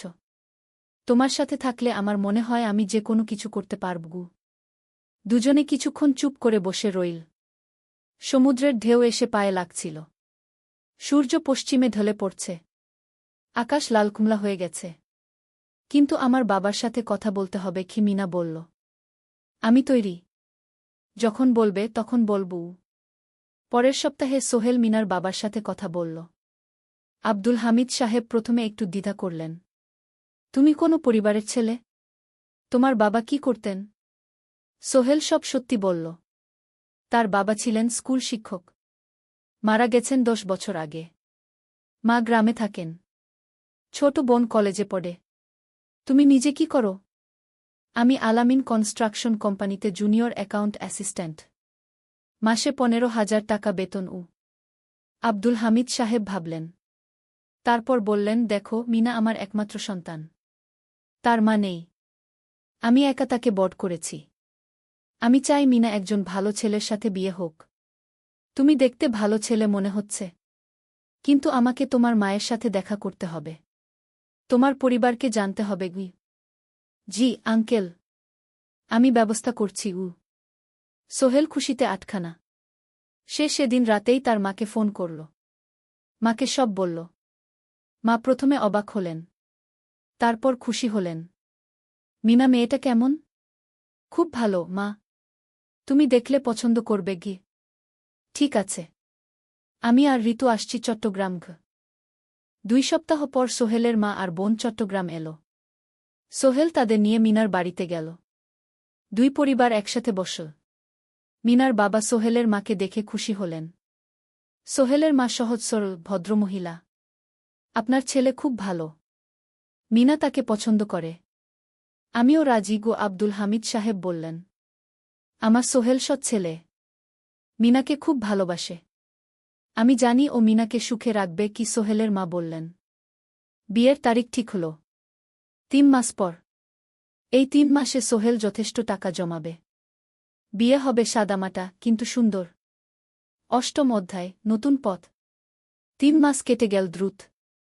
সোহেল প্রতিদিন কঠোর পরিশ্রম করছিল। অফিসে তার কাজের প্রশংসা হচ্ছে। আলী সাহেব তাকে এখন ছোটখাটো প্রজেক্টের হিসাব দেখতে দিচ্ছেন। সোহেল তার সঞ্চিত টাকা দিয়ে বিয়ের আয়োজন করল। বিয়ে হল মিনার বাড়ির কাছের একটা কমিউনিটি সেন্টারে। খুব বেশি লোক আসেনি। 2 পরিবারের আত্মীয় স্বজন আর অফিসের কয়েকজন সহকর্মী। কিন্তু অনুষ্ঠান ছিল খুব সুন্দর। সোহেল যখন মিনাকে বিয়ের পোশাকে দেখল, তার মনে হল পৃথিবীর সবচেয়ে সুন্দর মেয়ে সে। লাল শাড়ি পরা, মুখে হালকা মেকআপ, কিন্তু তার স্বাভাবিক সৌন্দর্য ছিল আসল। বিয়ের পর সোহেল একটা ছোট্ট ফ্ল্যাট ভাড়া নিল। 2 রুমের ফ্ল্যাট, মাসে ভাড়া 5,000 টাকা। মিনা এখনও তার পড়াশোনা চালিয়ে যাচ্ছে। আরও 1 বছর বাকি গ্র্যাজুয়েশন শেষ হতে। সোহেলের মা আর বোন গ্রামে ফিরে গেল। মা বলে গেলেন, সোহেল, মিনাকে ভালো রাখিস। মেয়েরা অনেক ত্যাগ করে সংসার করতে। জানি মা। নতুন জীবন শুরু হল। সোহেল সকালে অফিসে যায়, সন্ধ্যায় ফেরে। মিনা সকালে কলেজে যায়, দুপুরে ফিরে রান্না করে, ঘর গোছায়। সন্ধ্যায় দুজনে একসাথে বসে পড়াশোনা করে, গল্প করে, টিভি দেখে। জীবন সুন্দর ছিল। কিন্তু চ্যালেঞ্জও ছিল। মাসিক খরচ, ভাড়া 5,000, বাজার 3,000, বিদ্যুৎ গ্যাস 1,000, মায়ের জন্য 5,000, মিনার কলেজের খরচ 1,200। মোট প্রায় 14,000 টাকা। বাঁচত মাত্র 1,000 খানেক। কিন্তু সোহেল হাল ছাড়ল না। সে সন্ধ্যায় একটা কম্পিউটার ট্রেনিং সেন্টারে পার্ট টাইম পড়ানো শুরু করল। সপ্তাহে 3 দিন 2 ঘন্টা করে। এতে মাসে আরও 3,000 টাকা আসতে লাগল। মিনাও বসে থাকল না। সে বাড়িতে বসে কয়েকজন স্কুলের ছাত্রছাত্রীকে টিউশন পড়াতে শুরু করল। মাসে 2,000 টাকা আয়। এভাবে কেটে গেল 6 মাস। দুজন মিলে পরিবার চালাচ্ছে, স্বপ্ন দেখছে। একদিন সোহেল বলল, মিনা, আমি একটা নতুন স্বপ্ন দেখছি। কি? আমি নিজে একটা ছোট্ট কনস্ট্রাকশন কোম্পানি খুলতে চাই। ছোট ছোট প্রজেক্ট নেব। বাড়ি মেরামত, ছোট বিল্ডিং বানানো, এসব। তোমার কি যথেষ্ট অভিজ্ঞতা আছে? আছে। আমি 2 বছর ধরে এই কাজের সাথে জড়িত। অনেক কিছু শিখেছি। আর আলী সাহেবও আমাকে সাহায্য করবেন। কিন্তু টাকা কোথায়? কোম্পানি খুলতে তো অনেক টাকা লাগবে। আমি জমাচ্ছি। আরও 1 বছর কাজ করব। তারপর চেষ্টা করব। মিনা তাকে সমর্থন দিল। তুমি পারবে। তোমার মধ্যে সেই শক্তি আছে। 9ম অধ্যায়, চ্যালেঞ্জের সময়। কিন্তু ভাগ্য সবসময় অনুকূলে থাকে না। সোহেল যখন স্বপ্ন দেখছিল নিজের কোম্পানি খোলার, তখনই একটা বড় সমস্যা এলো। আলী সাহেবের কোম্পানি একটা বড় প্রজেক্ট পেয়েছিল। একটা 10তলা বিল্ডিং বানানোর কাজ। কিন্তু প্রজেক্টের প্রধান ইনভেস্টর হঠাৎ পালিয়ে গেল। তিনি কোম্পানির কাছ থেকে প্রায় 50 লাখ টাকা নিয়ে গেছেন, কিন্তু কাজ শেষ হয়নি। কোম্পানি বড় ক্ষতির মুখে পড়ল। আলী সাহেব অনেক কর্মচারীকে ছাঁটাই করতে বাধ্য হলেন। প্রায় 10 জনকে চাকরি থেকে বাদ দিলেন। বাকিদের বেতন কমাতে হল। সোহেলকে আলী সাহেব ডেকে বললেন, সোহেল, আমি তোমাকে রাখতে চাই। তুমি বিশ্বস্ত কর্মচারী। কিন্তু তোমার বেতন কমাতে হবে 15,000 থেকে 10,000 সোহেল মনে মনে চিন্তায় পড়ে গেল। 10,000 টাকায় সংসার চলবে কিভাবে? মায়ের খরচ, ভাড়া, বাজার সব মিলিয়ে তো 14,000 টাকা লাগে। কিন্তু সে কিছু বলল না। ঠিক আছে স্যার। বাড়ি ফিরে সোহেল মিনাকে সব বলল। মিনা চিন্তিত হয়ে গেল। এখন কি হবে? চিন্তা করো না, আমি পার্ট টাইম টিউশনির সময় বাড়াব। আর তুমিও বেশি করে টিউশন নাও। কিন্তু আমার তো পড়াশোনাও আছে গি। জানি, কিন্তু এখন এটাই করতে হবে গু। সোহেল সন্ধ্যায় আরও 2টো জায়গায় পার্ট টাইম কাজ খুঁজল। একটা দোকানের সন্ধ্যায় হিসাব দেখার কাজ পেল, মাসে 2,000 টাকা। আরেকটা জায়গায় সপ্তাহান্তে কম্পিউটার রিপেয়ারের কাজ পেল, মাসে 1,500 টাকা। মিনাও 3 জন নতুন স্টুডেন্ট নীল টিউশনে। তার আয় বাড়ল 2,000 থেকে 3,500-এ। কঠিন সময় ছিল। সোহেল সকাল 8টায় অফিসে যেত, সন্ধ্যা 6টায় ফিরত। তারপর একটু বিশ্রাম নিয়ে 7:30টায় বের হতো পার্ট টাইম কাজে। রাত 10টায় বাড়ি ফিরত। রবি-সোমবার কম্পিউটার রিপেয়ারের কাজ। মিনাও সকালে কলেজে যেত, দুপুরে ফিরে রান্না করত, তারপর বিকেলে টিউশন পড়াত। রাতে খাওয়া দাওয়ার পর পড়াশোনা করত। দুজনেরই শরীর খারাপ হতে শুরু করল। সোহেল একদিন অফিসে অজ্ঞান হয়ে পড়ে গেল। ডাক্তার দেখাতে নিয়ে গেল। ডাক্তার বলল, অতিরিক্ত পরিশ্রম, শরীরে পুষ্টির অভাব, ঠিকমতো খাচ্ছেন না মনে হচ্ছে গি। সত্যি কথা, খরচ বাঁচাতে সোহেল আর মিনা অনেক সময় কম খেত। মাংস মাছ কিনত সপ্তাহে একদিন, বাকি সময় শাকসবজি, ডাল। মিনা সোহেলকে বলল, আর নয় সোহেল, তুমি এভাবে নিজেকে শেষ করে ফেলছ। আমার পড়াশোনা বন্ধ করে দিই, আমি ফুল টাইম চাকরি করি গি। না, সোহেল জোর দিয়ে বলল, তোমার পড়াশোনা বন্ধ হবে না। আরও মাত্র 6 মাস বাকি, তুমি গ্রাজুয়েট হবেই গি। কিন্তু তুমি আমি ঠিক হয়ে যাব, চিন্তা করো না গে। কিন্তু পরিস্থিতি আরও খারাপ হলো যখন সোহেলের মায়ের অসুখ হল। হার্টের সমস্যা। হাসপাতালে ভর্তি করতে হল। খরচ 50,000 টাকা।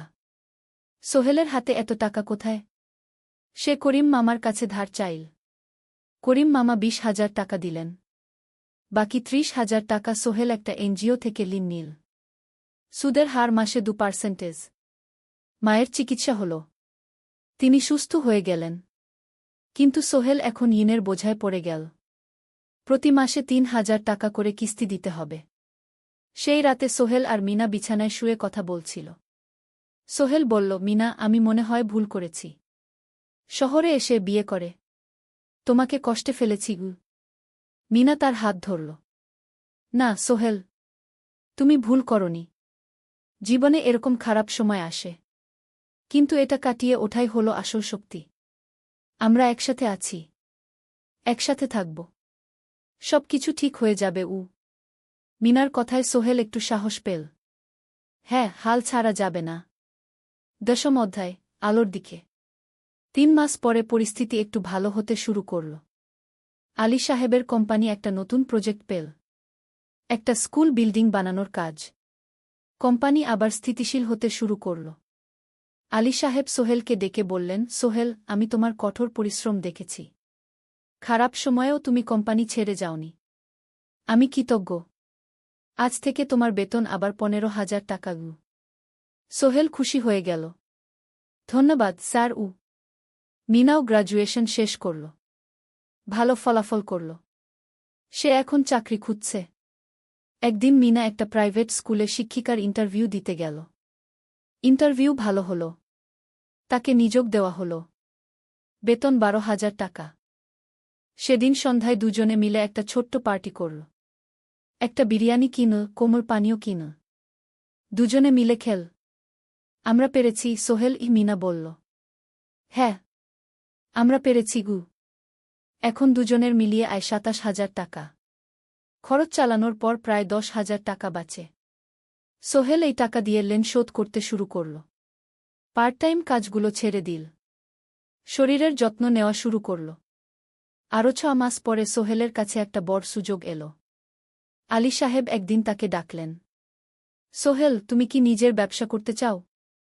স্যার, আমি তোমাকে একটা ছোট্ট প্রজেক্ট দিতে চাই। একটা ৩ তলা বিল্ডিংয়ের কনস্ট্রাকশন। তুমি ম্যানেজ করবে, আমি শুধু সুপারভাইজ করব।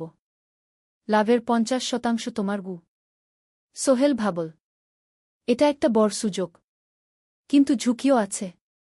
যদি কাজটা ভালোভাবে না হয়? স্যার, আমি চেষ্টা করব। কিন্তু যদি ভুল হয়? ভুল হবে না। আমি তোমার উপর বিশ্বাস রাখছি। তুমি পারবে গু। সোহেল রাজি হয়ে গেল। এই প্রজেক্ট তার জীবনে টার্নিং পয়েন্ট হতে পারে। একাদশ অধ্যায়, স্বপ্ন পূরণের পথে।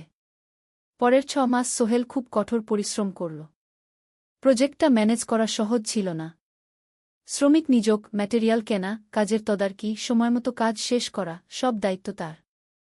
প্রথম ২ মাস খুব চাপের মধ্যে গেল। একদিন একজন শ্রমিক কাজ করতে গিয়ে আহত হল।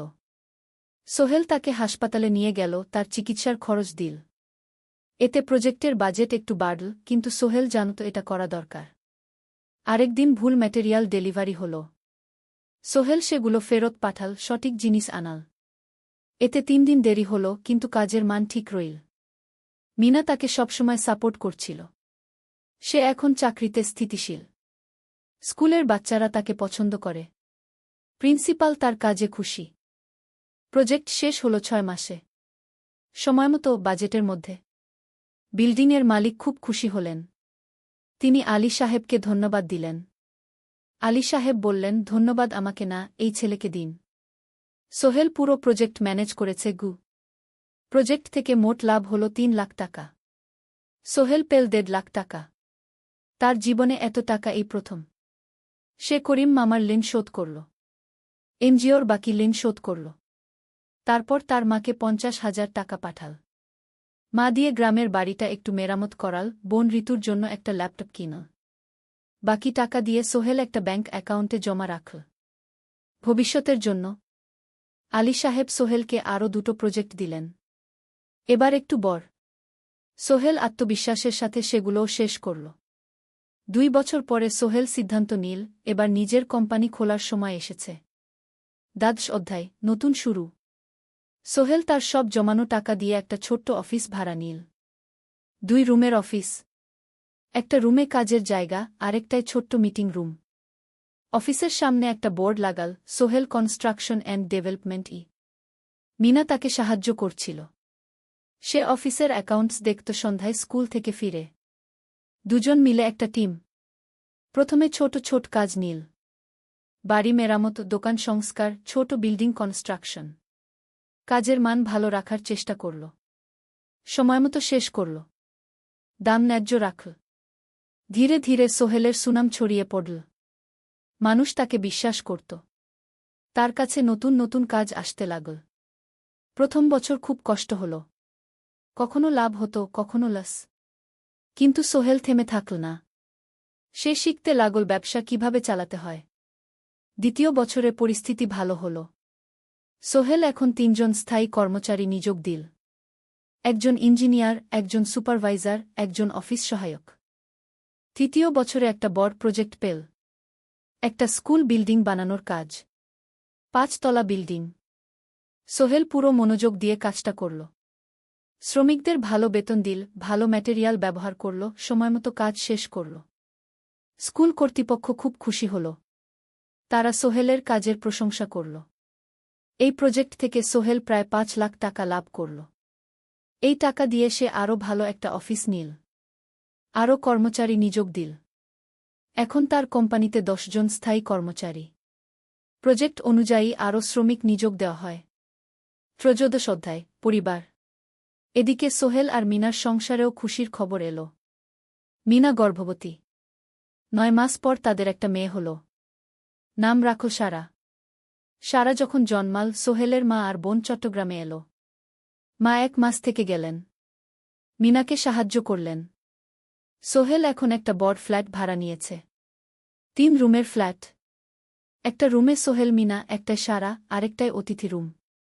মায়ের জন্য সোহেল সিদ্ধান্ত নিল তাকে চট্টগ্রামে নিয়ে আসবে। গ্রামে একা থাকা ঠিক না। কিন্তু মা রাজি হলেন না। না বাবা, আমি গ্রামেই থাকব। এখানে আমার পরিচিত মানুষ আছে। তোর বোনকে নিয়ে যা। ও ঢাকায় পড়ছে, চট্টগ্রামে এনে ভালো কোথাও ভর্তি করিয়ে দেগি। সোহেল তাই করল। ঋতুকে চট্টগ্রাম বিশ্ববিদ্যালয়ে ভর্তি করিয়ে দিল। ঋতু এখন সোহেলের ফ্ল্যাটে থাকে, বিশ্ববিদ্যালয়ে পড়ে। সোহেলের মনে হল তার জীবন এখন পরিপূর্ণ। স্ত্রী, মেয়ে, বোন সবাই তার কাছে। ব্যবসা ভালো চলছে। মা গ্রামে সুখে আছেন। 14 অধ্যায়, সফলতার শিখরে। 5 বছর কেটে গেল। সোহেল এখন একজন সফল উদ্যোক্তা। তার কোম্পানি কি সোহেল কনস্ট্রাকশন অ্যান্ড ডেভেলপমেন্ট এখন চট্টগ্রামে বেশ পরিচিত। প্রায় 30 জন কর্মচারী তার অধীনে কাজ করে। সোহেল এখন শুধু ছোট প্রজেক্ট করে না, বড় বড় প্রজেক্টও করে। একটা 8তলা বিজনেস কমপ্লেক্স বানানোর কাজ পেয়েছে। একটা হাসপাতাল বিল্ডিং বানাচ্ছে। মিনা এখনও স্কুলে পড়ায়। সে এখন ভাইস প্রিন্সিপাল। সাথে সোহেলের কোম্পানির অ্যাকাউন্টস ম্যানেজার। দুজন মিলে ব্যবসা চালা। সারা এখন 4 বছরের। স্কুলে ভর্তি হয়েছে। খুব চালাক মেয়ে। ঋতু বিশ্ববিদ্যালয় থেকে গ্রাজুয়েট হয়ে একটা ব্যাংকে চাকরি পেয়েছে। একদিন আলী সাহেব